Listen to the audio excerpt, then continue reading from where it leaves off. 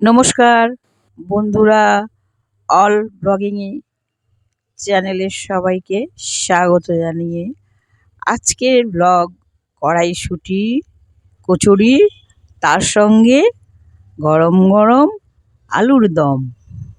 এই যে বন্ধুরা দেখছেন আমি কড়াইশুঁটি কাটছি।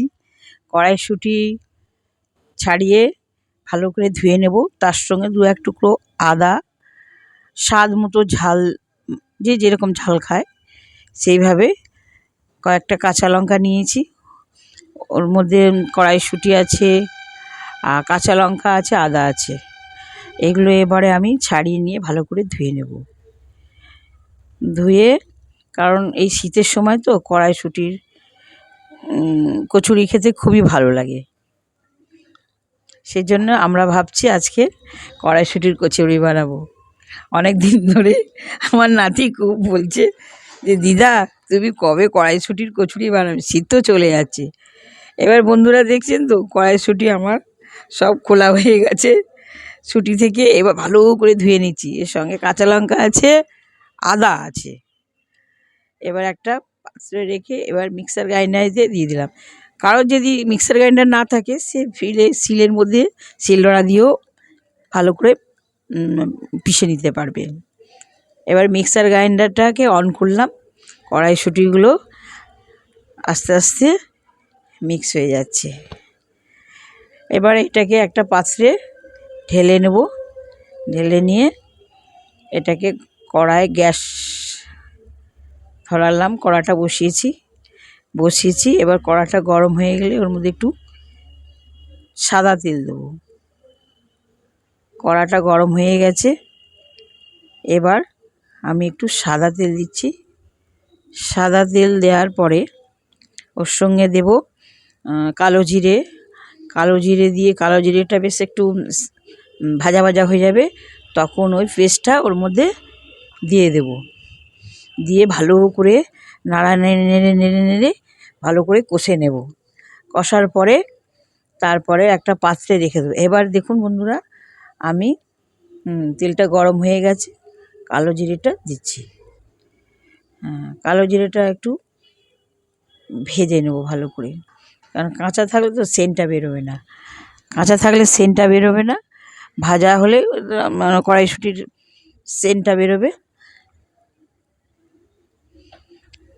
এবারে ভালো করে আস্তে আস্তে করে নাড়াতে থাকছি। কালো জিরেটা দিয়েছিলাম, এবার ভাজা হয়ে গেছে। এবার ওই পেস্টটা আস্তে আস্তে কড়ার মধ্যে দিচ্ছি। দেওয়ার পরে ভালো করে ওটাকে নাড়াচাড়া করে একটু ভেজে নেব। আস্তে আস্তে আস্তে আস্তে একদম জলটা শুকিয়ে গেছে। এবারে একটা গামলির মধ্যে, আমরা 4 জন খাবো তো, 4 জনের পরিমাণে ময়দা দিয়েছি, চিনি দিয়েছি, নুন দিয়েছি। এবার হালকা করে একটু গরম জল দিয়ে ময়দাটাকে ভালো করে মেখে নেব। মেখে নিয়ে তারপর লেচি করছি। লেচিগুলো একটু বড় বড় হবে, কারণ ছোট ছোট লেচি তো হলে আবার লুচির মতন হয়ে যাবে, সেজন্য কড়াইশুঁটির কচুরিতে একটু লেচিটা বড় করতে। এবার পুর করছি, পুর করে ওর মধ্যে কড়াইশুঁটির পেস্টটা, যেটা আমি ভেজে রেখেছিলাম, ওইটা দিচ্ছি। পুরটাকে এবারে আস্তে করে মুড়ে নিলাম, মুড়ে নিয়ে এক এক করে সব করে নিয়ে এবারে ওটাকে গোল গোল করে এবার বেলবো, সামান্য ময়দা দিয়ে এবারে বেলে নেব। বেলছি আস্তে করে, খুব বড় হবে না, রুটির মতন মাঝারি সাইজ হবে। আর কড়াইশুঁটির পরিমাণটা সমানভাবে দেবেন, যাতে খেতে ভালো লাগবে।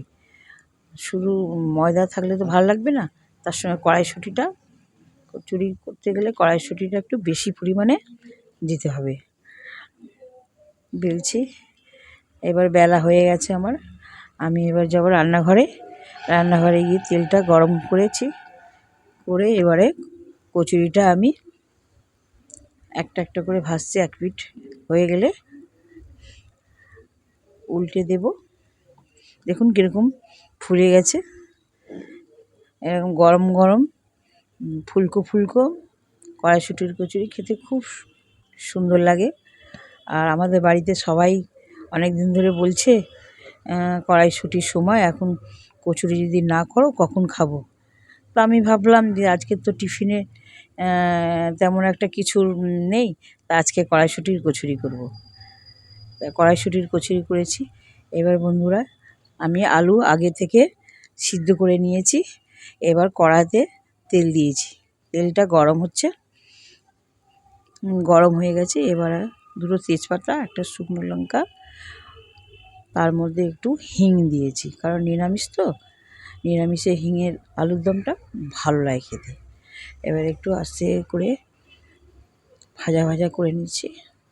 ভাজা হয়ে গেলে এবার আগে থেকে আমি আলুগুলো একটু বয়েল করে নিয়েছি, কারণ আলুটা বয়েল করে নিলে কি রান্নাটা তাড়াতাড়ি হয়ে যাবে আর খেতেও ভালো লাগবে।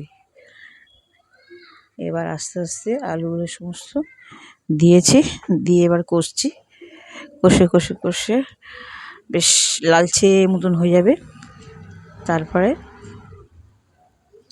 ওর মধ্যে দেব টমেটো, দেব আগে একটু হলুদ দিয়ে দেবো, কারণ ভাজার সময় তো একটু হলুদ দিলে কি কালারটা সুন্দর হবে। হলুদ দিলাম, দিয়ে এবারে নাড়াচ্ছি। একটু ভাজা ভাজা হয়ে গেছে। এবারে এর মধ্যে একটু নুন দিয়ে দেব, লঙ্কা গুঁড়ো দিয়ে দেব, হালকা করে লঙ্কা গুঁড়ো, কারণ বেশি ঝাল তো ভালো লাগে না। কড়াইশুঁটির কচুরির সঙ্গে একটু হালকা হালকা ঝাল হবে, খেতে ভালো লাগবে। আচ্ছা, এবারে ওর মধ্যে দেব জিরে গুঁড়ো। আলুটা আমার কষা হয়ে গেছে। এর মধ্যে এবার কিছুটা টমেটো টুকরো করে আগে রেখেছিলাম, টমেটো দিচ্ছি। টমেটো দিয়ে একটু নাড়িয়ে নেব, কারণ টমেটো একটু ভাজা ভাজা হলে তো গন্ধটা হবে না কাঁচা, আর ভালো লাগবে খেতে। এবারে কিছুটা কড়াইশুঁটি দিয়ে দিলাম।